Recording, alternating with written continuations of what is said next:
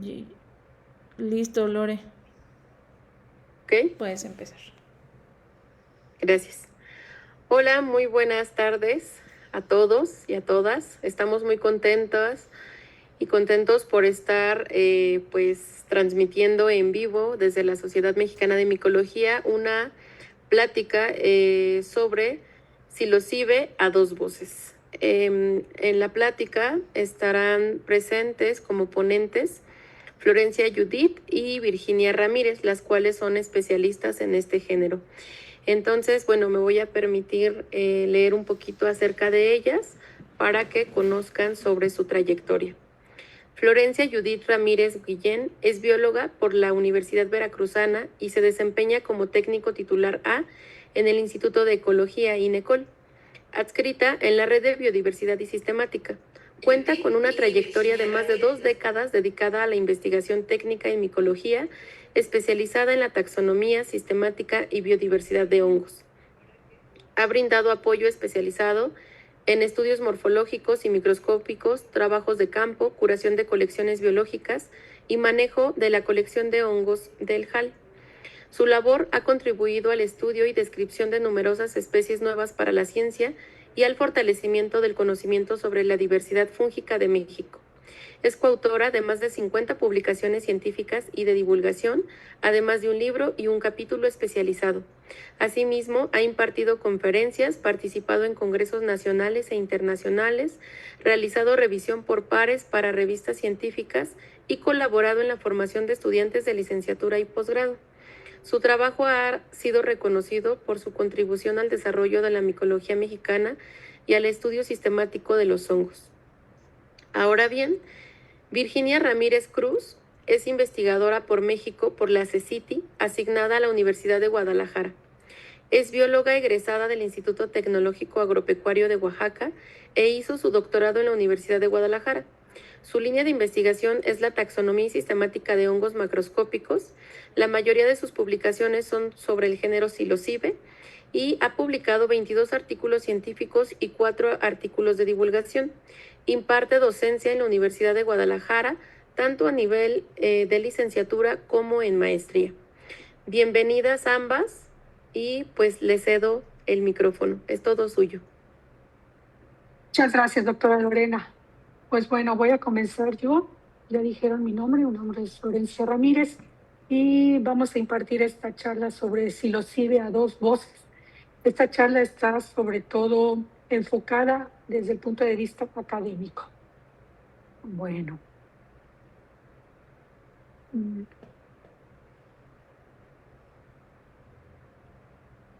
No quiere avanzar. Presentación.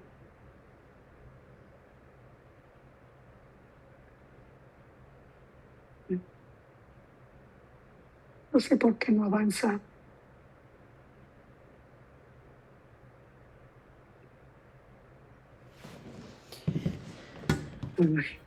Perdón que la presentación no me quiere avanzar. Ahí está. Bueno, perdónenme.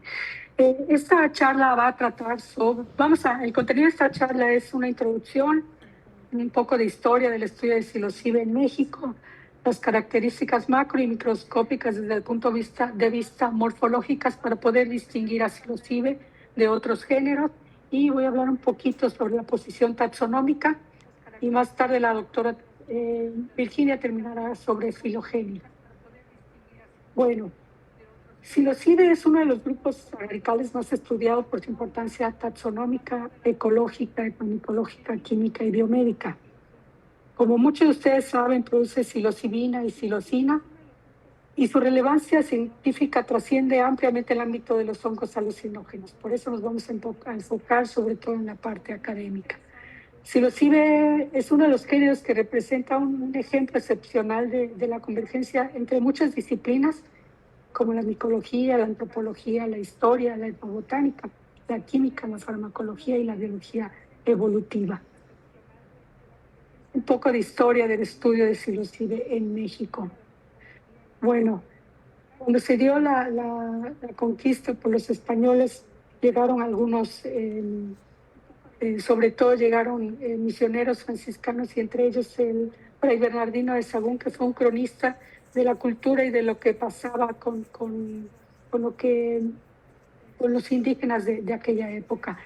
Él es considerado como el primer antropólogo de América y tiene una obra enorme de 12 libros que se llama Historia General de las Cosas de la Nueva España, en donde documenta la cultura a través de dibujos hechos por los indígenas, y en él documenta el uso de los hongos alucinógenos, los cuales los describe como plantas embriagantes empleadas en rituales, y aporta los primeros registros escritos sobre el Teonanácal, la carne de los dioses. Bueno, el Teonanácal y sus descripciones. Lo que él describe en su obra, describe estos hongos como pequeños, redondos, de pie alto, con sabor amargo, que dañaba la garganta. También describe que eran utilizados para aliviar la fiebre y tratar la gota, que los consumían secos, frescos, pero a menudo le ponían miel para mitigar el sabor acre de los mismos. Describe que los chamanes controlaban la calidad y la distribución de estos hongos durante las ceremonias que duraban toda la noche, y que con ellos se podían ver, tenían visiones vívidas, euforia, alucinaciones auditivas y la sensación de volar. Pero además también describe que en ocasiones estos hongos provocaban efectos como locura temporal, ataques de pánico o visiones escalofriantes. En la misma época, Francisco Hernández de Toledo, que fue un protomédico del rey Felipe II, también realiza un primer estudio sistemático de los hongos en América durante su expedición a la Nueva España entre 1570 y 1577. En su obra, La Historia Natural de la Nueva España, documenta el uso ritual y medicinal de diversas especies, pero destaca el uso del Teonanácal y clasifica a los hongos por sus efectos y sus colores, no nada más los hongos alucinógenos, como vamos a ver. Cataloga a los hongos en tres categorías. Los hongos alucinógenos o sagrados, el Teonanácal, los describe como embriagantes, agrios y de olor fuerte, y detalla que los sacerdotes indígenas los consumían para comunicarse con los dioses y tener visiones. Además, describe otros hongos que los llama Tehuintiganácal, que al parecer son iguales o muy parecidos a los Teonanácal, los que inducían demencia temporal y risa inmoderada. También describe hongos blancos a los que llama Iztacnanacame, o los hongos rojizos, los Tlapalnanacame, y los hongos amarillos, los Chimalnanacame. Además, describe hongos mortales que los identifica como Citlalnanacame, que hoy se asocian a especies tóxicas de Amanita muscaria, y documenta también los efectos letales de estos Citlalnanacame. Bueno, hubo otros cronistas de la época que sobre todo hablan sobre los hongos alucinógenos, pero los describen como hongos del demonio, como botulinía, y por eso ya no los describimos. Pero después de estos cronistas de aquella época, se tuvo 3 siglos de olvido en donde no se sabe, ya no se supo más de estos hongos, y eso se debió a la consolidación del régimen colonial. Estas prácticas fueron perseguidas por las autoridades eclesiásticas debido a su asociación con las religiones indígenas prehispánicas. El conocimiento tradicional pasó a desarrollarse en ámbitos privados y rurales en regiones montañosas del sur de México. Por eso no hay registros durante 3 siglos.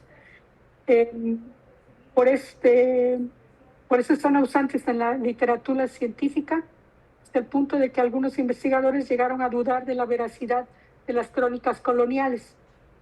Al comienzo del siglo XX había incertidumbre respecto a la identidad del Teonanácal y se dudaba que fuera un hongo. Stafford, a principios del siglo XIX,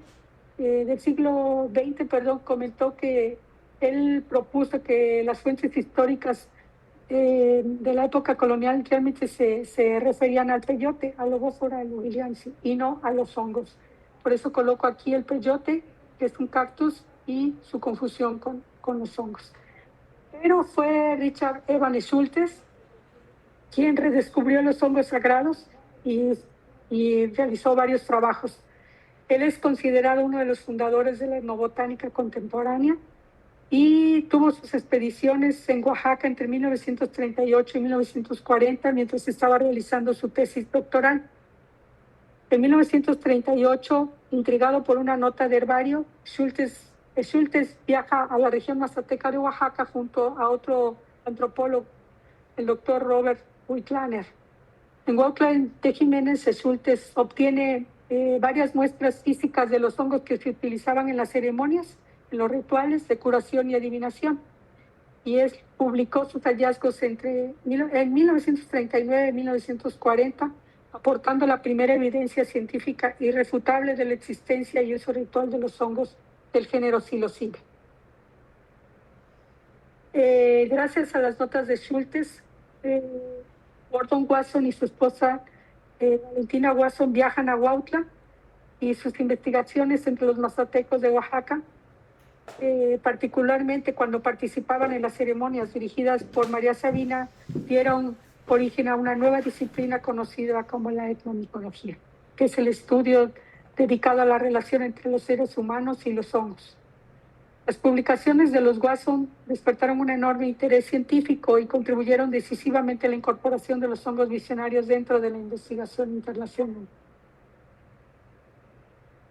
Gordon Wasson y Valentina, su esposa, tenían mucha curiosidad por saber cuáles eran las especies de psilocibe y hacen contacto con el doctor Roger Hay, que fue un taxónomo francés, que él, al tener contacto con los Wasson, viaja a México con ellos y describe numerosas especies mexicanas, destacando psilocibe mexicana y psilocibe secorum.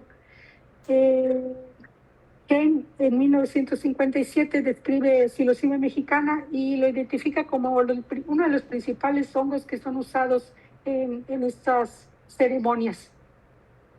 Y Roger Hay tiene más curiosidad aún y envía sus muestras y sus estudios, los envía al doctor Albert Hoffman, que fue un químico suizo que ya era famoso por haber descubierto el LSD, y con estas colectas que le hace llegar los Wasson y Kane, logra aislar e identificar la psilocibina y la psilocina, demostrando que estos compuestos son los responsables de los efectos visionarios observados en las ceremonias indígenas. Este hallazgo marcó el inicio de la investigación química moderna sobre el psilocibe. En la misma época, en los años, a mitad del siglo XX, el doctor Rolf Singer ya tenía una conexión con el género psilocibe, porque él en 1949 había reclasificado la especie Stropharia cubensis como psilocibe cubensis. Y en la década de 1950, Singer viaja a México para estudiar psilocibe. En 1958, Singer describe junto al doctor Alexander Smith la especie mexicana psilocibe muliércula. ¿Cómo se da el contacto entre el doctor Singer y el doctor Guzmán? Bueno, cuando en 1957 Singer busca viajar a México, está requiriendo un ayudante y tiene contacto con el doctor Teófilo Herrera, el cual puso en contacto al doctor Guzmán con el doctor Singer, y ellos son los que realizan las expediciones en las montañas mazatecas, en el Popocatépetl y en el Nevado de Toluca. Durante su viaje a Huautla de Jiménez coincide con el doctor con el banquero Wasson, y consolidan un interés científico global sobre los hongos sagrados de la región. Singer es considerado uno de los taxónomos de hongos más prominentes de su época y fue el mentor que dio a Guzmán su empuje micológico formal. El doctor Guzmán consolidó el conocimiento taxonómico de psilocibe, es considerado el máximo especialista mundial del género, y desde finales de los 50 Guzmán emprendió una revisión sistemática de las especies conocidas, combinando con la publicación de su obra De genus psilocibe, que se publica en 1983. Esta obra representó la primera monografía mundial del género y en ella revisó centenares de nombres taxonómicos, más de 400. Reconoce las especies válidas, propone una clasificación infragenérica y sintetizó información sobre la distribución, la ecología, un poco de química y de etnomicología. Esa es la obra del doctor Guzmán, de Genus psilocibe, publicada en el 83. La monografía es considerada la revisión taxonómica clásica del género psilocibe. Como ya les dije, integra historia, etnomicología, morfología. Revisó centenares de nombres publicados, estudió material tipo, reconoció las especies válidas, estableció un sistema infragenérico de secciones que sirvió como referencia durante décadas y como base para los estudios filogenéticos posteriores. El concepto taxonómico de las secciones del género psilocibe. En la obra el doctor describe 144 especies de las más de 400 nombres que encontró identificados como psilocibe, de las cuales 91 son alucinógenas. Él hizo 18 secciones infragenéricas propuestas y fueron concebidas como grupos naturales de especies que comparten una combinación de caracteres macroscópicas, microscópicas, ecológicas y biogeográficas. Las secciones con especies no cerulescentes que actualmente pertenecen a otros géneros, principalmente a Ecónicas, son estas: la sección tuberoginosa, que es una sección formada por dos especies, una de ellas es cerúlea, la otra no. La sección Blatariopside, sección psilocibe, la sección Coprofile, la sección Merdaria, la sección Platense, la sección Fingeriana, la sección Esquamosa y la sección Antrobruna. Las secciones con especies cerúleas presentes en México, solamente son las presentes en México. La sección Astecorum, la sección Brunocistidiata, Cordispora, Cubense, Mexicana, Semilanceata y Zapotecorum. Estos son algunos ejemplos de estas secciones, de las secciones Secorum, Psilocibe Secorum, principalmente. De la sección Brunocistidiata tenemos a Psilocibe banderillensis, que es una especie que crece aquí cerquita de Jalapa, ha sido citada también de Jalapa. La sección Cordispora con la especie Psilocibe hosgajeni. La sección Cubense, que tiene a Psilocibe cubensis como ejemplo. La sección Mexicana con Psilocibe mexicana como ejemplo. La sección Semilanceata, que la mayoría de las especies son europeas y solamente hay una especie descrita de México, Psilocibe cerulipes, que crece sobre madera en descomposición. Y la Psilocibe zapotecorum, en donde se describe como ejemplo, que pongo aquí a Psilocibe zapotecorum como ejemplo. Las características macro y micromorfológicas para delimitar especies usadas por Guzmán en la publicación de los 83. Las características macromorfológicas del pilio, lo que se describe principalmente es su forma, su tamaño, su color, la superficie, si es bísicda, si es seca, si es lisa, estriada, fibrosa, escamosa. También describe las láminas, su posición, su color, si son cercanas o distantes al estípite. Del estípite se describe el tamaño, el color, la superficie del estípite, si es escamosa o no, si es hueca, si es sólida. Describe si hay o no hay anillo y cómo es su desarrollo. El estípite en su base describe si hay rizomorfos o si hay pseudorriza, si están presentes o no. Del contexto o carque describe el color y su consistencia. Además describe el olor y el sabor y el color de la esporada, que es café violácea. Las características micromorfológicas para delimitar las especies usadas por Guzmán son estas. Lo que se hace para obtener las características, para poder obtener las características micromorfológicas, que es que se hace una incisión en el pilio, se hace un corte radial o le llamamos hacemos un corte de pastel, y se hace el corte transversales desde el margen del pilio, para obtener estos cortes de cepillo, les llamamos. Y en estos cortes de cepillo vamos a obtener las partes del pilio, principalmente las más importantes, para poder identificar especies o para ayudarnos en eso. Por ejemplo, vemos esporas que, como ven, pueden ser subhexagonales o subelipsoides, romboides o mitriformes. En el número 16 vemos basidiolos. En el 17 vemos basidiolos y algunos pleurocistidios. Los pleurocistidios son estructuras que se encuentran a los lados de las láminas y son muy importantes para poder identificar especies.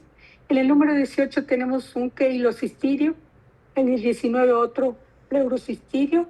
20, 21 y 22 son diferentes tipos de cistidios que podemos encontrar en las diferentes especies. Por ejemplo, el número 21 son pleurocistidios que son muy comunes en la sección de Guzmán, la sección Zapotecorum. El Psilocybe zapotecorum presenta muchos cistidios de este tipo, como el número de 21. Y del otro lado tenemos basidios que principalmente son tetraspóricos. Algunas veces son bispóricos, pero generalmente son tetraspóricos. Y pueden ser hialinos o pueden tener ese contenido como los pleurocistidios. Y abajo tenemos el Ipsocutis, en este caso, es el Pileitelis, que en este caso es gelatinoso. Puede ser seco o puede ser como subgelatinoso o gelatinoso como en este caso. Estas son las características micromorfológicas más importantes para delimitar especies según Guzmán, su obra del 83. Bueno, voy a hablar un poquito de la posición taxonómica de Psilocybe. En el sentido de Singer, en su obra de 1986, él propone a Psilocybe dentro de la familia Strophareaceae, y la familia Strophareaceae la subdivide en dos subfamilias, en la familia Stropharioide y en la familia Folioteoide. En la familia Stropharioide es en donde cabe Psilocybe por sus basisporas color café amarillento, pero también pone ahí a Ifoloma, Melanotus y Stropharia. Y en la familia Foliotoide son aquellos géneros que tienen basisporas con tonos amarillo anaranjados, como podemos ver aquí con Eromyces, Foliota, Pleuroflammula, entre otros. Más tarde, Nurdelus, pues él hace las familias Strophareaceae, pero sensulato, y incluye ahí todos estos géneros. Para este momento, Nurdelus considera otra vez a Decónica para separar las especies no cerulescentes de las cerulescentes, y se deja a Psilocybe dentro de con las especies cerulescentes nada más. Ahora voy a dar la palabra a la doctora Virginia, que va a hablar más a profundidad de este tema. Muchas gracias. Voy a dejar de compartir para que pueda entrar la doctora Virginia.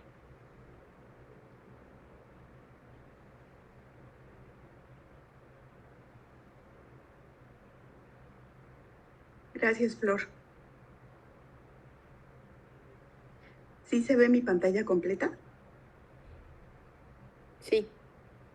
Sí, gracias. Excelente. ¿Y si me escuchan bien? Muy bien. Sí.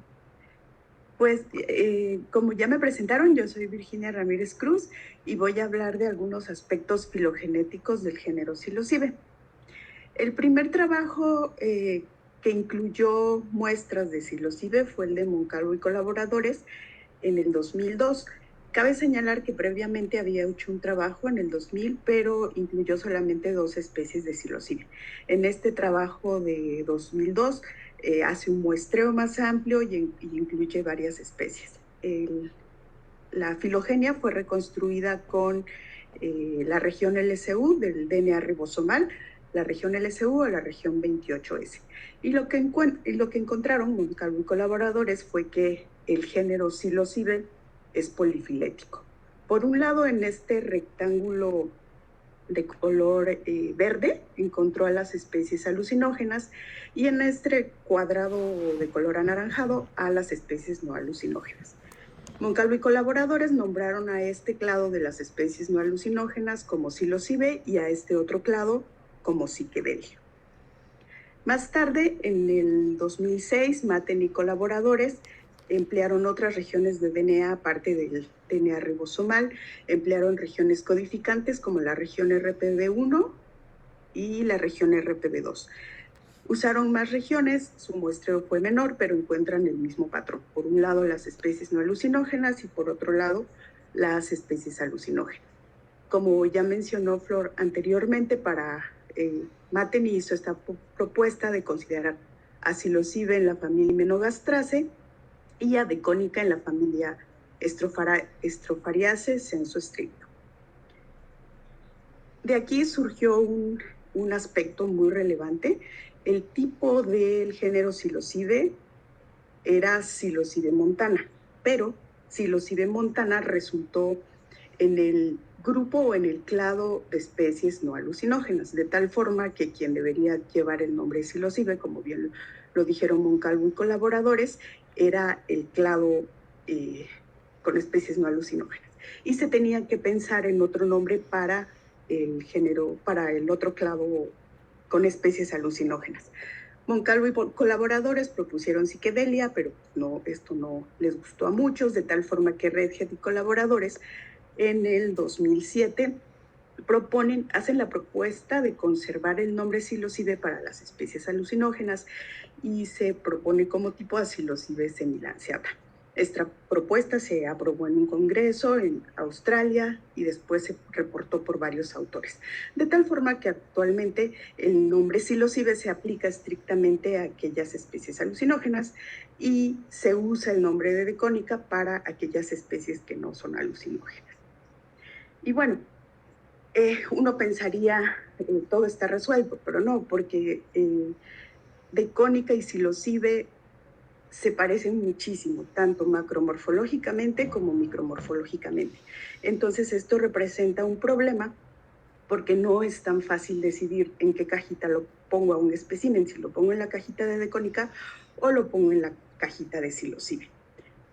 Ramírez Cruz y colaboradores en 2020 hacen un trabajo sobre Decónica, describen, me parece, 2 nuevas especies para la ciencia y proporcionan algunos caracteres que podrían ayudar a separar estos géneros. Ellos señalan que en Decónica, de manera general, el pilo es convexo, plano convexo, las láminas son ampliamente adheridas y el color de las láminas lo consideran algo relevante, que en Decónica son de color marrón oscuro, marrón rojizo, raramente violáceo, nunca violeta negruzco.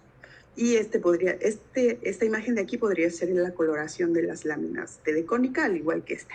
Sin embargo, hay algunos hongos que anteriormente eran Melanotus, con basidiomas crepidotoides, que hoy bien se sabe que son Decónica, que sí llegan a tener esas coloraciones violeta negruzco. Entonces esto no serviría del todo, ¿no?, para diferenciarlo. Por otro lado, para psilocibe dan esta descripción, un pilo hemisférico cónico, al menos en estados jóvenes, y que hay una tendencia a que casi siempre tienen las láminas violáceas a violeta negruzco. Las coloraciones de los basidiomas son muy parecidas, van en estos tonos que están aquí, café amarillento, café anaranjado, hasta café rojizo, tanto en sombrero como en estípite. Entonces se parecen muchísimo. Como ya dijo Flor, la micromorfología es muy importante para determinar una especie de psilocibe, pero a este nivel micromorfológico también se parecen muchísimo. Como ven, en psilocibe podemos encontrar basidiosporas subhexagonales, como en el caso de Psilocibe cubensis, y también esporas subhexagonales con paredes muy gruesas, como en el caso de Decónica coprófila. También pueden haber esporas subromboides en las secciones Cordyspora y Brunocystidiata, y aquí también podemos encontrar esporas subromboides en otras secciones, que no me acuerdo ahorita cómo se llaman, pero hay muchísimas semejanzas en la morfología de las basidiosporas, tanto en psilocibe como en Decónica. Como ya mencionó Flor, también los cistidios, las células estériles, tienen valor taxonómico y nos ayudan a determinar un ejemplar. Pero también hay muchísimas semejanzas entre psilocibe y Decónica. Aquí está una lámina con cistidios de Decónica, hay lageniformes, hay mucronados ventricosos, y aquí también. Entonces se parecen muchísimo micromorfológicamente. Y entonces eso nos lleva a pensar a que tenía sentido de que en un momento varios autores lo consideraron como una sola cosa. Fue gracias a las filogenias que se descubrió que corresponden a dos grupos separados y podríamos considerar que la morfología semejante es producto de convergencia. Entonces, en 2006, dado que la morfología, tanto macro como micro, es muy parecida, se planteó la idea de que la sinapomorfia que agrupa a psilocibe tendría que ser una sinapomorfia química, que sería la presencia de psilocibina, que como evidencia práctica se podría ver cuando el hongo se mancha de azul.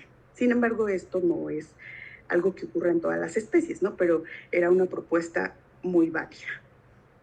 Con relación a estudios filogenéticos posteriores, en Europa también estaban interesados en estudiar psilocibe con filogenias y Borovic y colaboradores en 2011 revisan el complejo Cyanescens. Psilocibe cyanescens fue descrito del Jardín Botánico de Kew y muchos autores decían que habían otras especies muy semejantes tanto macromorfológicamente como micromorfológicamente, que son estas que están aquí. Psilocibe subaeruginosa de Australia, Psilocibe australiana y Psilocibe azurescens de Norteamérica, particularmente de Estados Unidos. Estos autores estaban interesados en saber si correspondían a entidades diferentes o si eran lo mismo, y también la comparaban con esta otra especie que se llama Psilocibe cervica, que también macromorfológicamente es semejante. Y entonces ellos construyen una filogenia con DNA ribosomal también, pero también incluyen otra región de DNA, que es el factor de elongación, que codifica para proteínas. Y lo que encuentran, por un lado, es que estas especies sí son taxones diferentes, pero Psilocibe cervica es una sola cosa e incluye a estos nombres que se habían usado previamente para otras entidades. Y lo que hacen es considerarlos variedades. Entonces, este de acá sería Psilocibe cervica, variedad arcana, Psilocibe cervica, variedad bohémica, y Psilocibe cervica, variedad morávica. Entonces, esta es una contribución interesante con relación a los hongos europeos. Otro objetivo del trabajo era conocer la posición filogenética de este hongo secotioide que se llama Gueraroa novazelandiae. Entonces, encontraron que se encuentra dentro de Psilocibe e hicieron la combinación pertinente de tal forma que ahora es Psilocibe gueraroa. En 2013, Ramírez Cruz y colaboradores hacen un estudio filogenético de nueva cuenta con DNA ribosomal y con la región RPD1. Su objetivo era tratar de representar todas las secciones de Guzmán, incluir ejemplares tipo y tratar de mapear algunos rasgos morfológicos que se habían usado para distinguir especies. Y bueno, ellos recuperan esta filogenia, incluyeron también muestras de Decónica que están aquí en anaranjadito, pero lo que nos interesa es Psilocibe. Entonces estos autores encontramos dos clados, este que está aquí, que es el clado 1, espero que sí lo puedan ver bien, que incluye especies como Psilocibe cerulipes, Psilocibe zapotecorum, Psilocibe sarilescens, Psilocibe fagicola. A partir de aquí sería el clado 1. Y luego el clado 2, que incluye al famoso Psilocibe cubensis, Psilocibe cyanescens, el taxón del que hablamos hace ratito. Entonces encuentran este patrón de que Psilocibe se divide en dos clados. Concluyen que los rasgos morfológicos que se han usado para diferenciar especies y ahora probados en un contexto filogenético, pues son altamente homoplásicos, ¿no?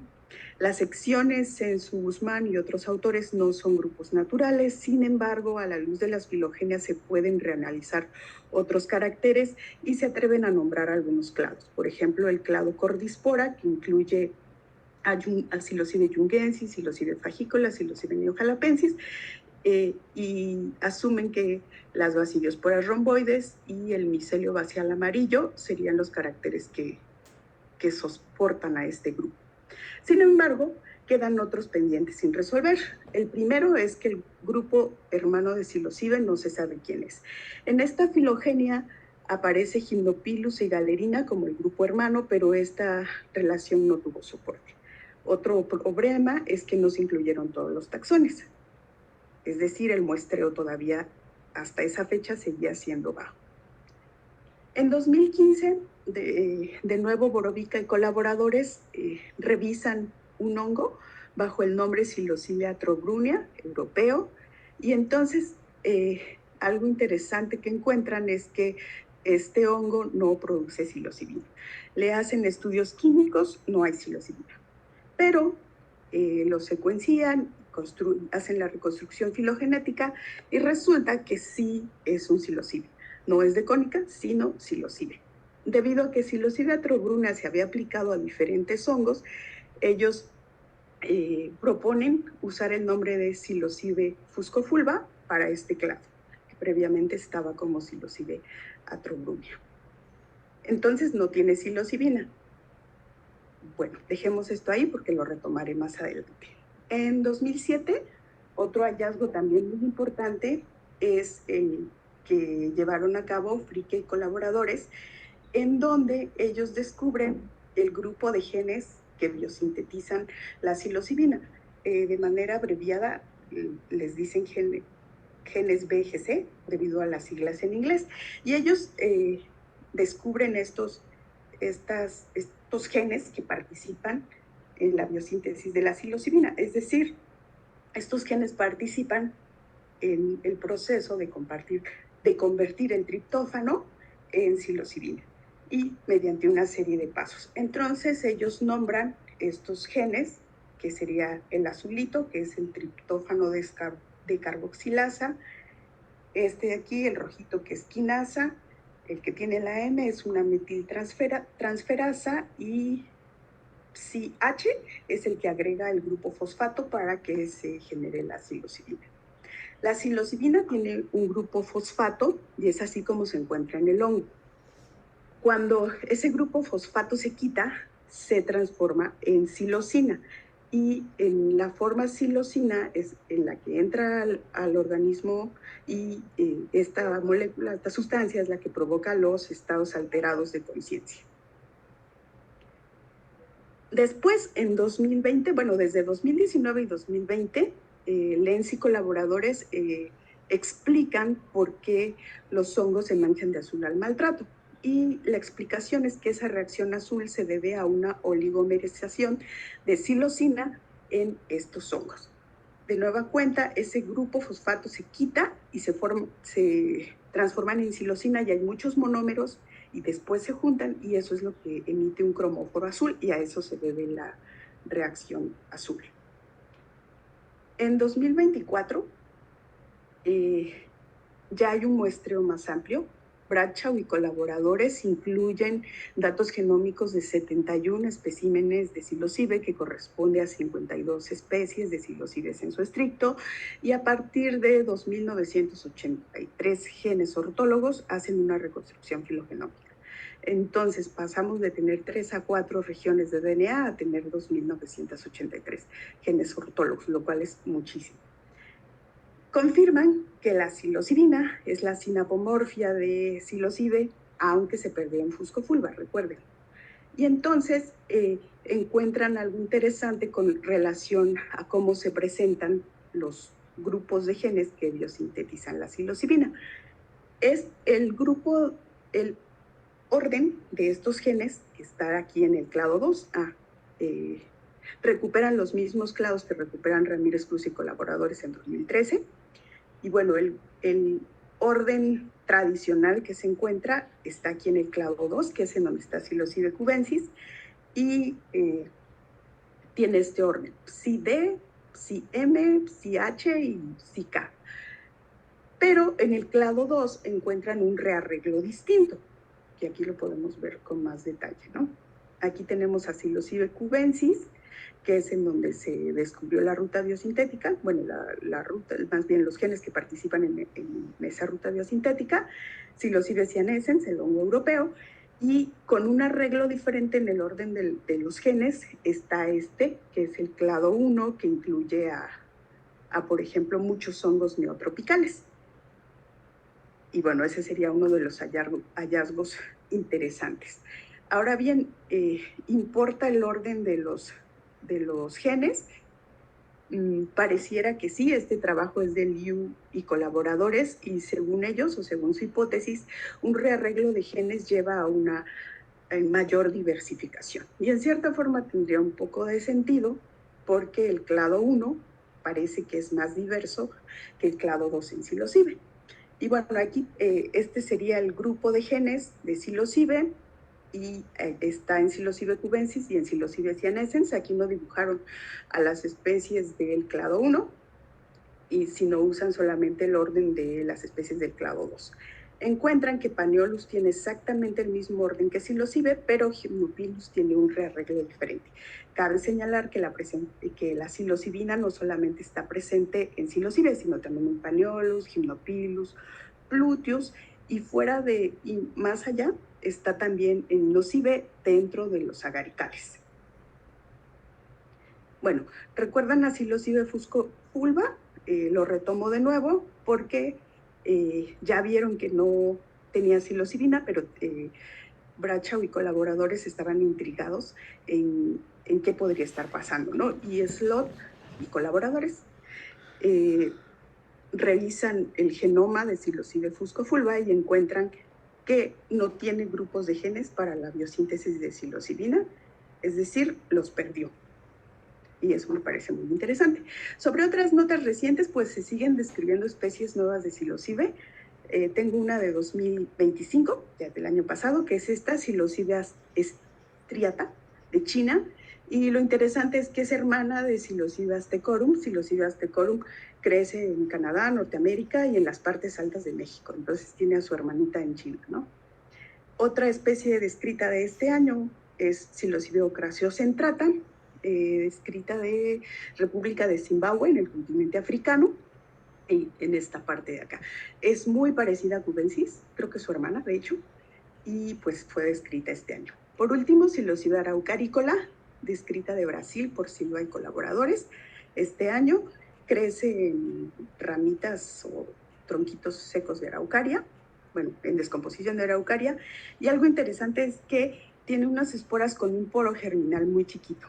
El poro germinal en psilocibe es ancho, y esta es la excepción.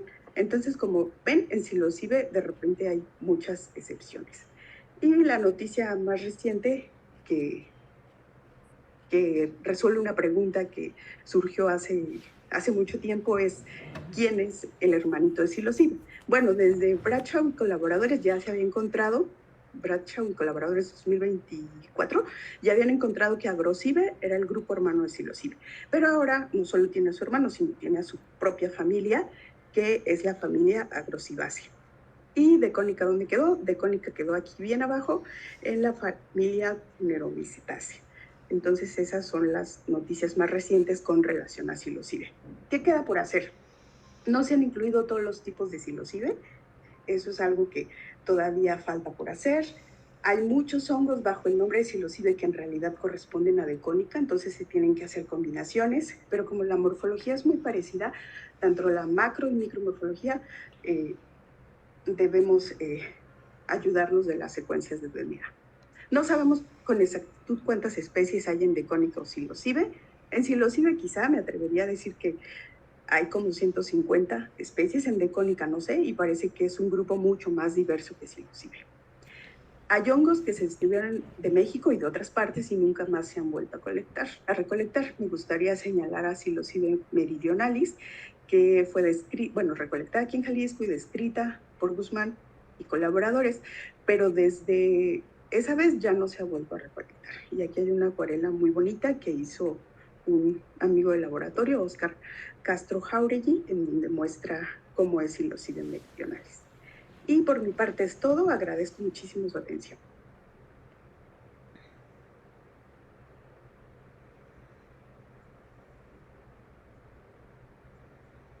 Muchísimas gracias, Flor y Vicky. La verdad es que excelente la conferencia.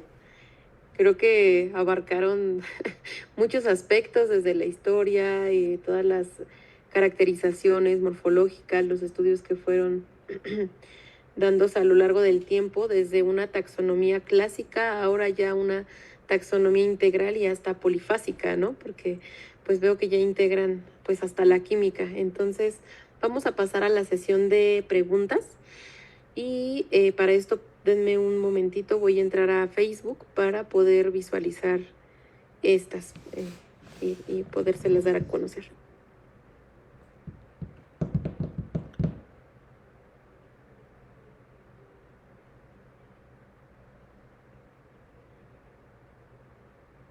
Ok, bueno, hay muchas felicitaciones para ambas y nos pregunta Javier de la Fuente, ¿hay especies de psilocibe con formas secotioides en México?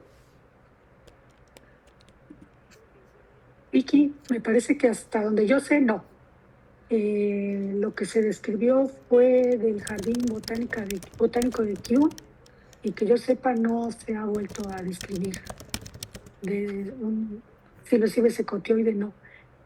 Recuerdo que De Vicky México presentó, creo que no. de México no, no. En Estados Unidos creo que sí tienen un nombre provisional para un psilocibe, pero no. El que conozco es el de Nueva Zelanda, psilocibe gueraroa, y creo que he visto a este psilocibe de Norteamérica, que creo que tiene, de hecho ya le secuenciaron el genoma, tiene nombre provisional de Gandalfiana. ¿Y qué iba a decir? Que de cónica también tiene su hongo secotioide. Como sabemos, la forma secotioide ha surgido varias veces, ¿no? Entonces, de cónica también tiene un ejemplar secotioide. Se llama Nivatobastra. Ok, muchas gracias.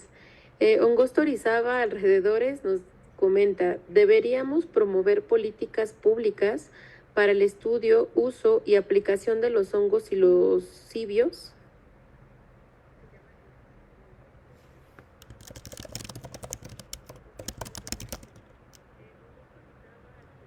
Flor, ¿quieres decir algo? Contesta, Vicky. Pues el estudio taxonómico y filogenético no tiene ningún problema, ¿no? Es que es en donde nos hemos movido Flor y yo en este tiempo, más que los permisos, los préstamos, no hay problema, pero si se refieren a por ejemplo, el uso terapéutico el uso terapéutico, pues sí, se tendrían que gestionar los permisos. Como no queríamos ahondar en ello, pues no lo pusimos en la charla, pero pues sí hay propuestas que han surgido desde partidos, desde grupos, para legalizar que se apruebe, bueno, que se hagan pruebas, experimentos para el uso terapéutico en México, pero pues sabemos bien, están en el apéndice 1, bueno, en la lista 1 de sustancias psicotrópicas junto con drogas muy peligrosas. Entonces, pues no sé, la comunidad médica, la comunidad científica hacia las terapias es quien debería proponer que se use. Ok, bueno, muchas gracias. Yo tengo una pregunta que también plasmé en redes y es, ¿cuál consideran que es la función biológica de la psilocibina? ¿Y por qué consideran que se ha perdido su síntesis en algunas especies? Buenísima pregunta. Es algo que está en debate e interesante. De hecho, Slot y Meyer en 2023 tienen un artículo donde revisan muchas cosas, dan posibles propuestas. Una de ellas es que tener psilocibina es como para prevenir a los que se quieran comer al hongo y decirles no me comas, ¿no? Otro asunto es como por competencia de sustratos, y de esas son las dos únicas que recuerdo en este momento, pero ellos sí hacen toda una revisión del papel ecológico que podría tener la psilocibina, y definitivamente no es para que el humano experimente estados alterados de conciencia, ¿no? Tendría que tener alguna Claro. alguna función, o simplemente está ahí y pues ya, ¿no? O un profesor decía que no a todo tendríamos que buscar algo beneficioso, pero pues bueno, en plantas sí se sabe bien que es para repeler depredadores, ¿no? Pero en hongos no hay mucha certeza, pero puedo compartir ese artículo de Meyer Slot que me parece muy interesante porque ahonda varios aspectos. Ahora, ¿por qué la perdieron? Pues no sé. Pareciera que solo Psilocybe fuscopulva no la tiene, pero tampoco hemos muestreado todo el planeta, ¿no? No sabemos qué tal si hay más especies de Psilocybe en el mundo. Prueba de ello es que se están describiendo nuevas, algunas otras se tienen que sinonimizar, entonces hay muchas cosas que no sabemos. Ayer le decía a Flor que esto no lo vamos, en nuestra vida no lo vamos a resolver, hay muchas otras cosas que no vamos a terminar de entender ni resolver. Pero sí, definitivamente es un grupo bonito e interesante. Muchas gracias, Vicky. Bueno, pues ya se resolvió. Otra persona también había preguntado, Daniel Nava, ahí ya estuvo también la respuesta de por qué se perdieron los genes. Y Osburgos comenta, pregunta, ¿el cultivo de Psilocybe cubensis y el desarrollo de cepas con morfologías diferentes tiene alguna consecuencia en el entendimiento del género?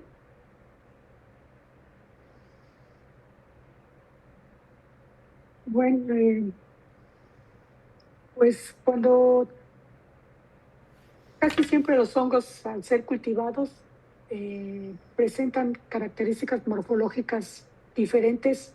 Vicky, ¿podrías apagar tu presentación? ¿Podrías dejar de compartir, por favor? Porque se ve tu pantalla. Les decía que... No sé cómo hacer. Que, creo que abajo dice dejar de compartir o pon tu presentación. Les decía que cubensis y todas las especies que se cultivan, generalmente cuando son diferentes de las especies silvestres. Y para entender el género, bueno, no se puede, yo creo, por las confusiones que hubo con por ejemplo, con Pleurotus de Yamur y todas las especies comestibles de Yamur, que ahora recuerdo, pues presentaban caracteres bien diferentes, microscópicos bien diferentes a las de las especies silvestres. No sé si a eso se refiere la pregunta. Y pues para entender el género, bueno, crearía muchas confusiones, ¿no? Nada más. Por eso, pues siempre se pretende que desde el punto de vista morfológico, sean ejemplares silvestres, porque si no, no creo que puedas llegar a especie, aunque sí hay trabajos en donde describen cómo son las silvestres y cómo son las estructuras de las especies cultivadas. No sé si se refiere o si Vicky quiere complementar la respuesta.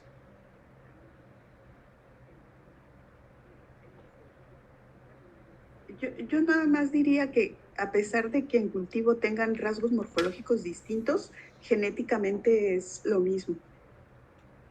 Recuerdo que ya secuenciaron muchísimos Psilocybe cubensis, creo que también incluyen algunos de cultivo y es lo mismo, es la misma especie. Ok, muchísimas gracias. Y bueno, para finalizar, Anaís García comenta, muchas gracias, doctoras. En alguna ocasión escuché en una charla que en algunas poblaciones a los niños les dan psilocibes para recorrer grandes distancias para ir a la escuela. ¿Saben algo así o cómo me recomiendan buscar información de este tema? Yo desconozco el tema, yo desconozco el tema, no sé si Vicky sabe algo acerca de eso. No, tampoco. Solo había leído que darles dosis altas a los niños es peligroso. Y ya, en un artículo, pero no sé mucho al respecto. Bueno, muchísimas gracias. Agradecemos muchísimo pues su tiempo, compartirnos sus experiencias. Creo que siempre visualizar esta parte académica es sustancial para la población. Y pues nos despedimos. Que estén muy bien. Gracias. Bye. Gracias.